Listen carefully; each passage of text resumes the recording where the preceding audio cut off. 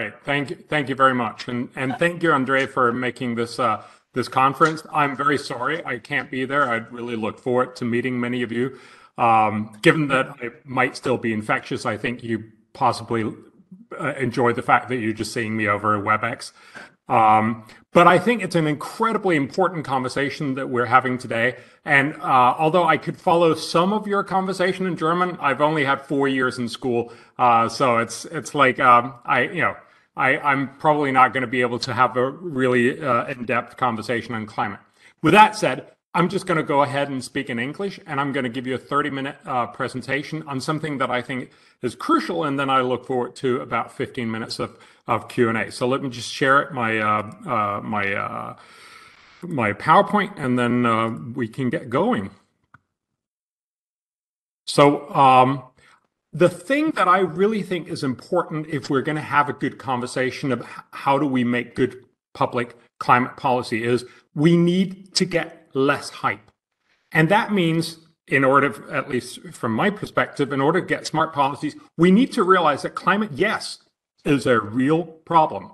But we also need to realize it's not the end of the world. A couple of years ago, YouGov made a survey of about 20 countries around the world.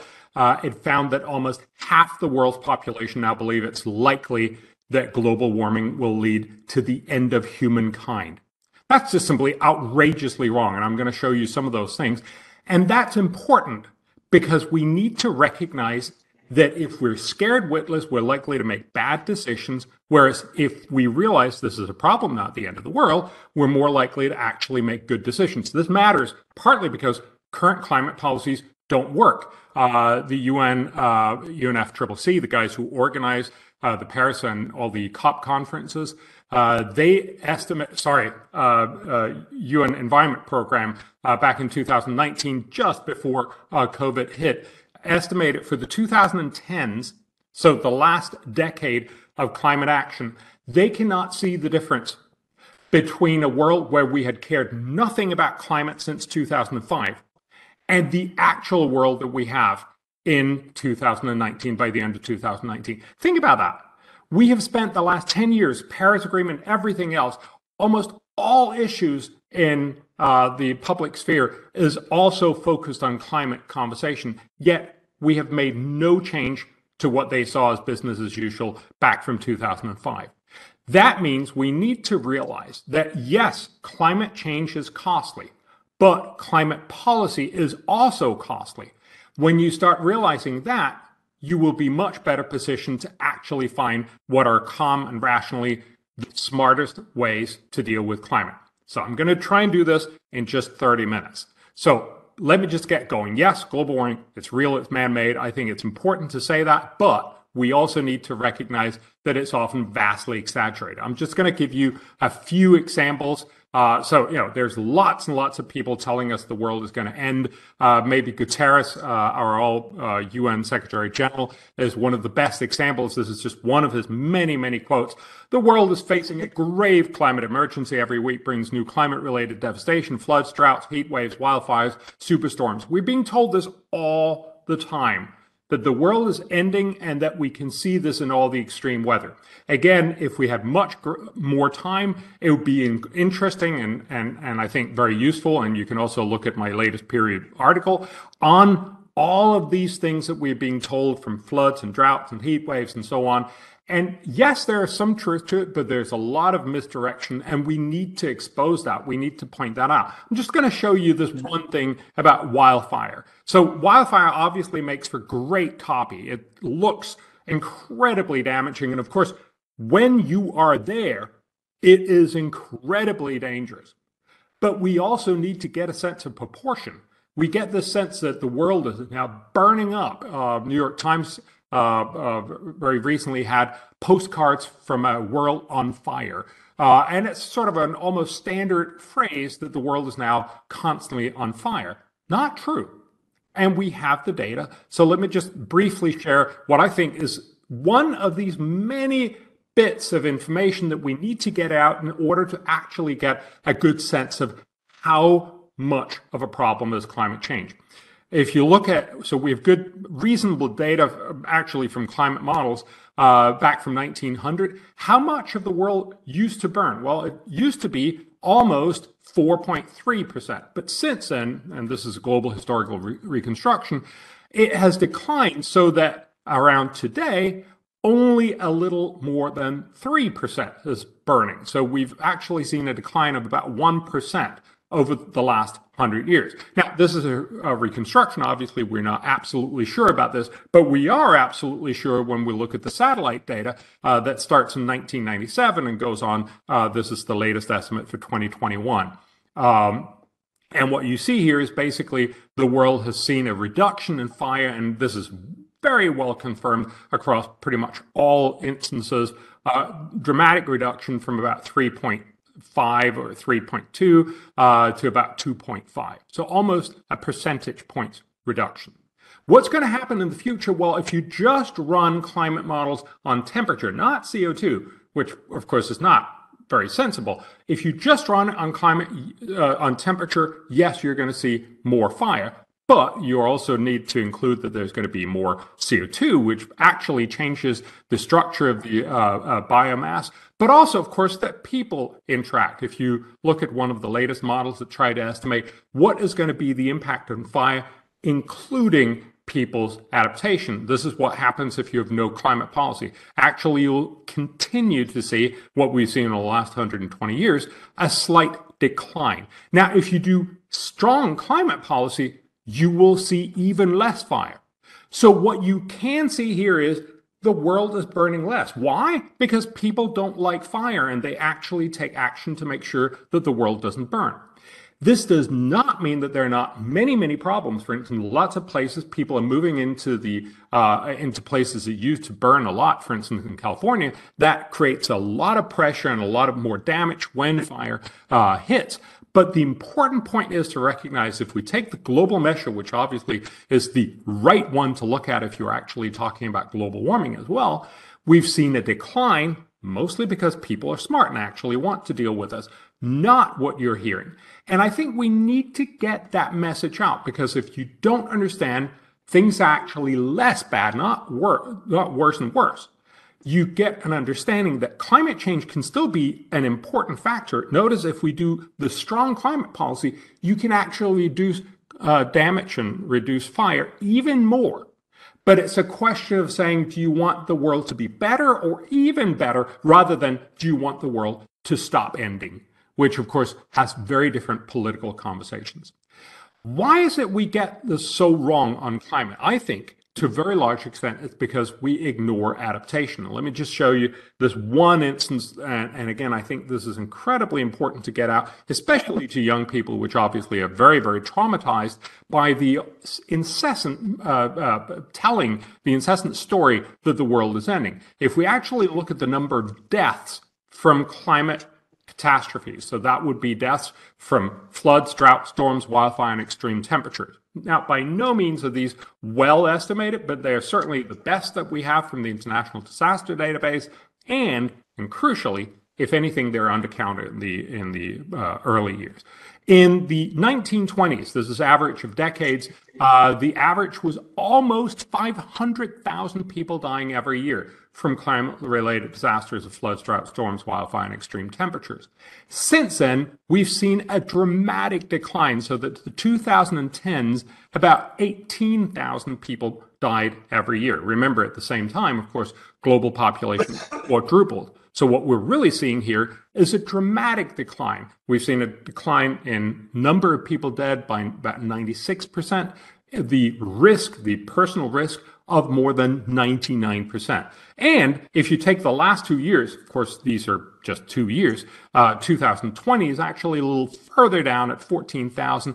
And the year 2021, the last year that everybody heard about, of course, the 750 people that died from the heat dome in Canada and the US, the EU floods that both affected Germany and Belgium with about 205 dead, but also lots of Indian floods that you probably haven't heard about, 2 Afghan flash floods, the China hurricane, and so on. If you add up all of these, it is less than 7,000. I think this picture is a picture that we need to keep telling people, because fundamentally, we're being told a story that every time there's a catastrophe, global warming. But what we're not being told is that catastrophes are actually becoming less and less deadly, not more and more deadly. Why?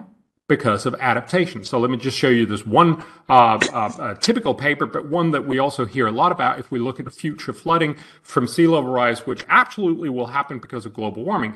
If we look at, and again, this is model estimated because it's very, very hard to actually see how many people have flooded. We estimate in the year 2000, this model, it's an average of 3 models and 5 climate models and 4 geological models. It's one of the highest cited papers in this that both have with and without adaptation. They estimate 3.4 million people were flooded in the year 2000 on average every year. The cost of that flooding was about $11 billion. The cost of adaptation, that is the essentially the dike cost, was about $13 billion annually.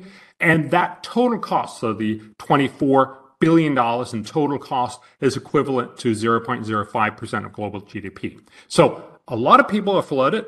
It has a significant cost. We're also paying to try to avoid it, and the total cost is 0.05%. It's important to also recognize that flooding is not the end of the world. It's 0.05% of GDP. But let's look at worst case warming, highest population, highest GDP. So the worst case world, this is the one that typically gets positioned. What will happen in the worst case warming with the highest population, the highest GDP, if we do nothing? Well, then you get this outcome. You get, by the end of the century, with no adaptation, 187 million people will be flooded every year. Many, many more people will be flooded. This was highlighted in New York Times and editorials in Washington Post. Across the world, this number keeps coming up because it comes from the same models over and over again. Again, the cost would also be phenomenal. If we did nothing, of course, we'd be flooded all the time. We'd see damages worth $55 trillion every year. Now, the cost of dikes would be very cheap because we wouldn't have done anything. So the total cost would mostly be driven by the damages of about 5.3% of GDP. This is the standard story of climate change. Right now, it's terrible, but tomorrow or in 2100, it's going to get unbearable. The world is going to be flooded. We're all going to see damages. We're going to see damages of more than 5% of GDP or even more. David Wallace Wells actually took the high-end estimate of $110 trillion per year. It's going to be a terrible world. But it's a world that assumes that we do nothing, which is just absolutely implausible. The reality, of course, is that if we adapt, we're going to see this line instead. We're going to see almost nothing. You almost can't see it down there. What you're basically seeing is, instead of 3.4 million people flooded, it'll be about 15,000 people flooded. We'll have damage costs of $38 billion. We'll have dike costs that are much higher at about $48 billion, but the total cost will be 0.008% of GDP.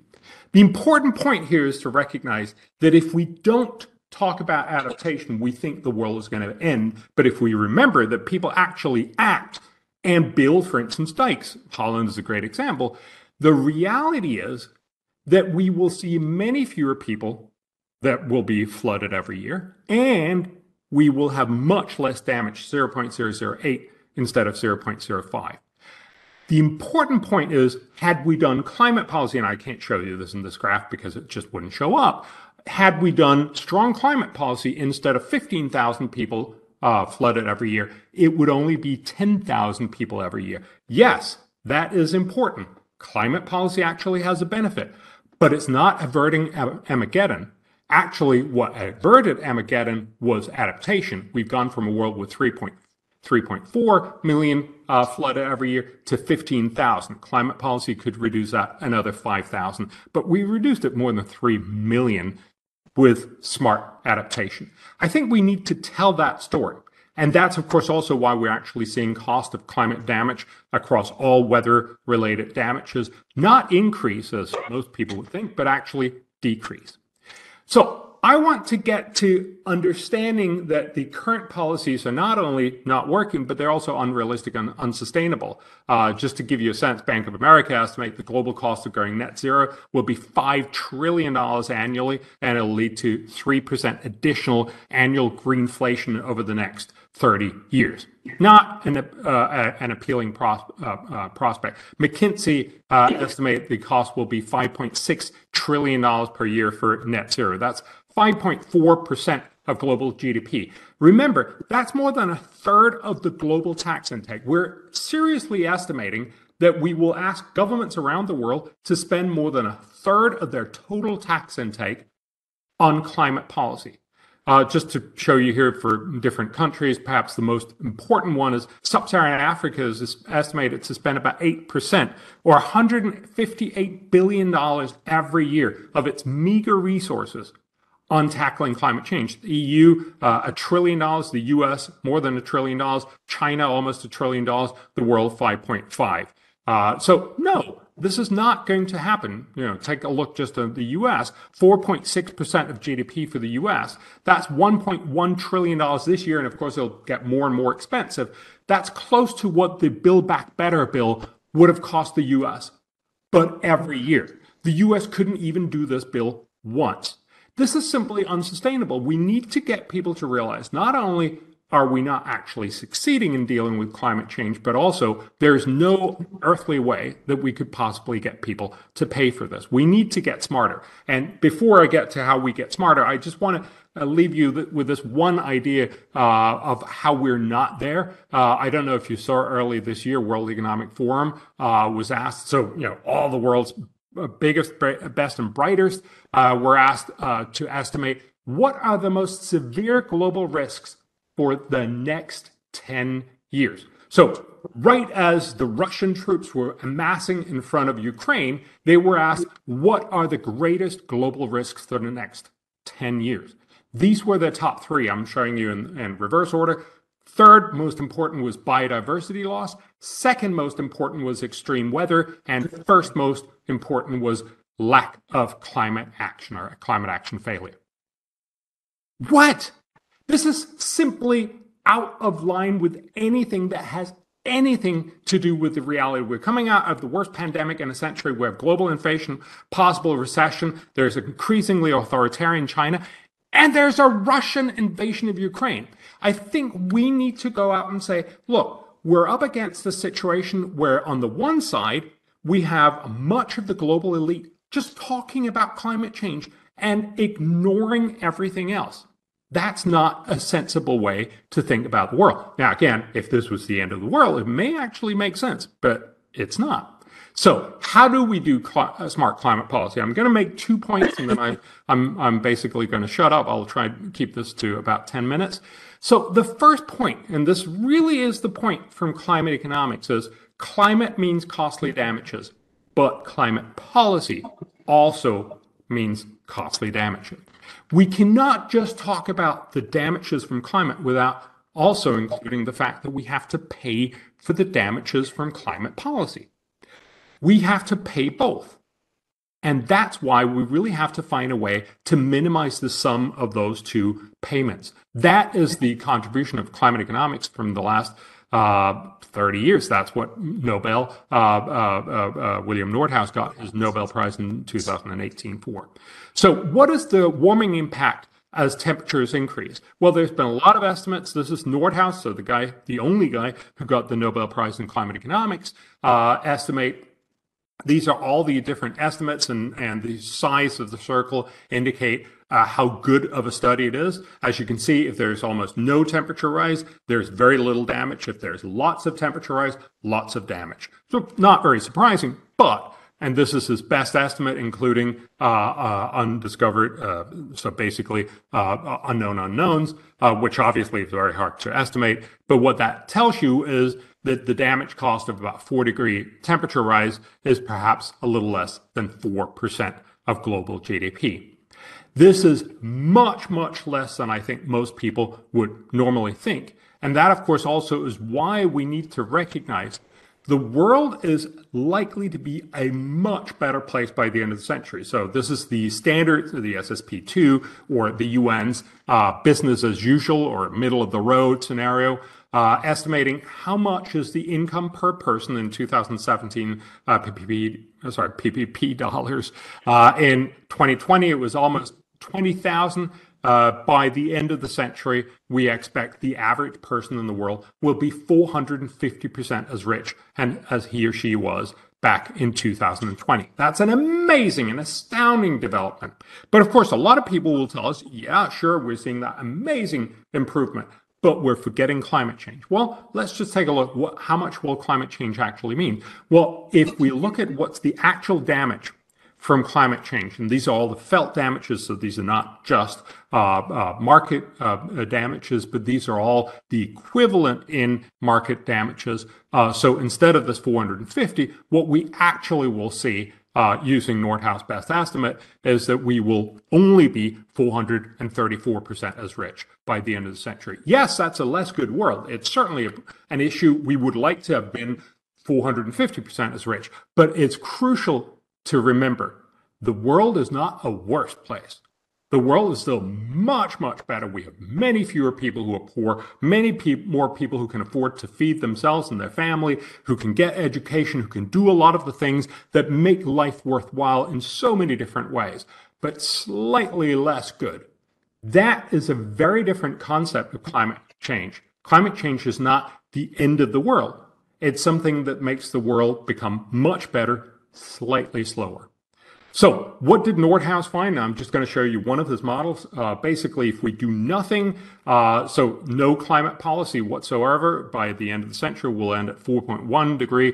I think that's arguable. That's probably too high by now. But I'm just showing you this as his model. It shows you the total damage over the next 5 centuries in trillion 2010 international US dollars is about $140 trillion. So a huge cost from climate change. If we reduce this in the smartest possible way to 3.75, we have much lower damage cost, about 110 or 105 trillion dollars, 3 degrees, 2.5. In his model, the lowest we can go is 2.15 degrees, and that will reduce damages to about 40 trillion dollars.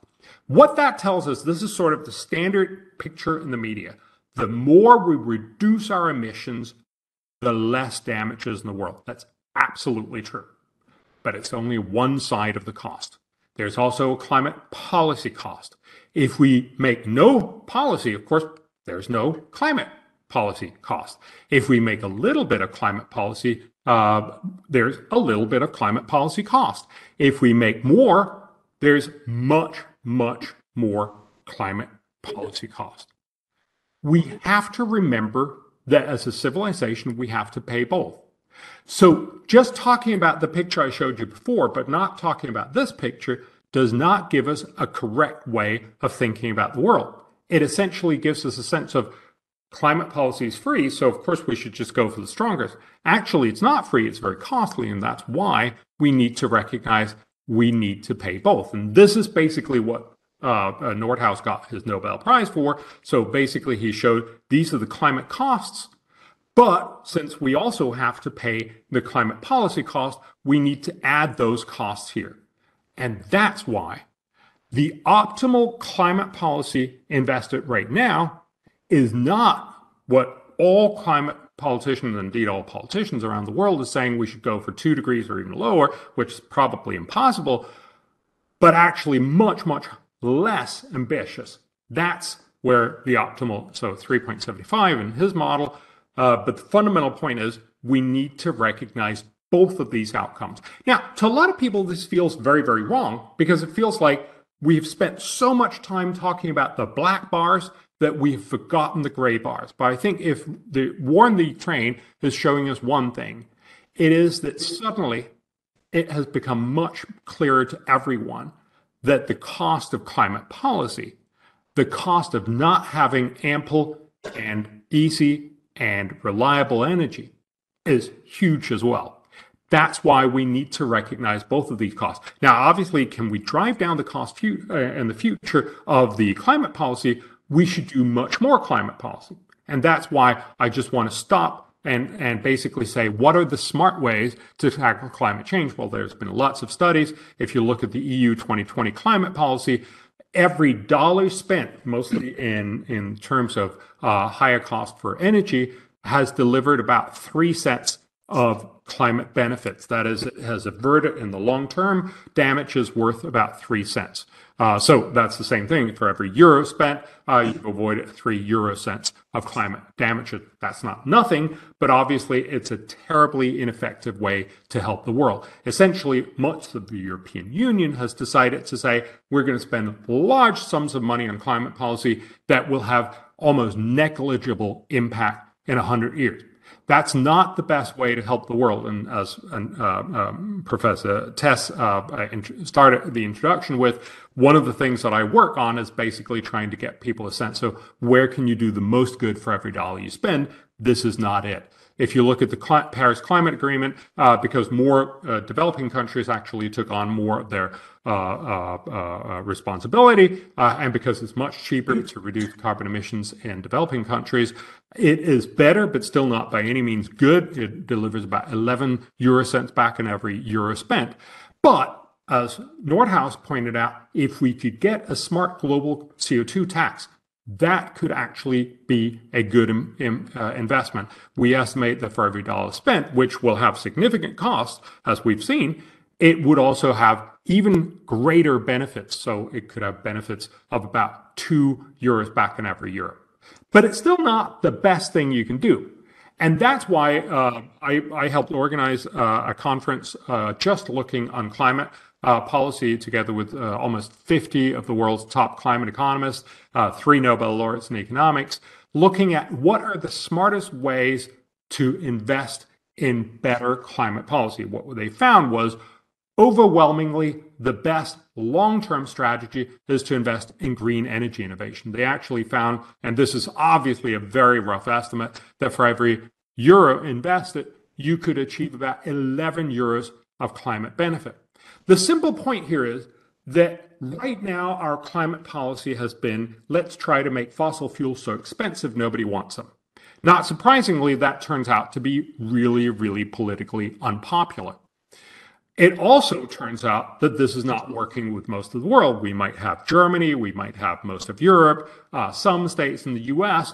That's not really what's going to make the big difference in the world. We need China, India, Africa, everybody else on board, and they're not going to do so as long as green energy is very costly. Now, we could try to do a global carbon tax. It's going to be very hard. It's going to be very difficult. It's unlikely. It's going to be well constructed, but we could still do something like that, and that would be good. But it wouldn't do very much, as we also showed. It would reduce temperatures in the Nordhaus model from 4.1 to 3.75. That's nice, but it's not what will mostly solve global warming. How have we solved global problems across the world in almost all time? Not by making solutions more expensive. If you look back in the 1970s, it was not that we solved the problem back then. We worried about a lot of food not being available to most of the world. We worried a lot about a lot of people starving. The solution back then was not to try and say to everyone in the rich world, stop eating so much and then we'll send it down to Africa. That was not how we solved this. We solved it with innovation. Innovation that basically was the green revolution, that meant every farmer, and especially in the developing world, could produce 2 or 3 times as much food on every hectare, which means that it's both privately beneficial, but also ends up producing much more food. That's why India has gone from the basket case that we thought it was in the late 60s, where that was the real concern, not really Africa, but India and the rest of Southeast Asia. India was a basket case back in the 60s. Today is the world's leading rice exporter. Still lots of other problems. They're overusing fossil water and so on. But the fundamental point here is innovation can make that difference. Another good example is if you take Los Angeles in the 1950s, lots and lots of pollution, mostly from cars. A lot of people were actually arguing, I would say most of the developing country climate policy sort of approach today would be to tell all the Los Angelinos, don't take your car, walk or run instead. And of course, they would have had absolutely no uptake with that. What did solve most of the pollution problem in Los Angeles was the catalytic converter. a simple gizmo that you put on. Yes, it has some cost, but then you can basically drive your car much longer and emit much less pollution. That's the main reason why Los Angeles is much less polluted, not unpolluted, but much less polluted today, despite there being many, many more cars.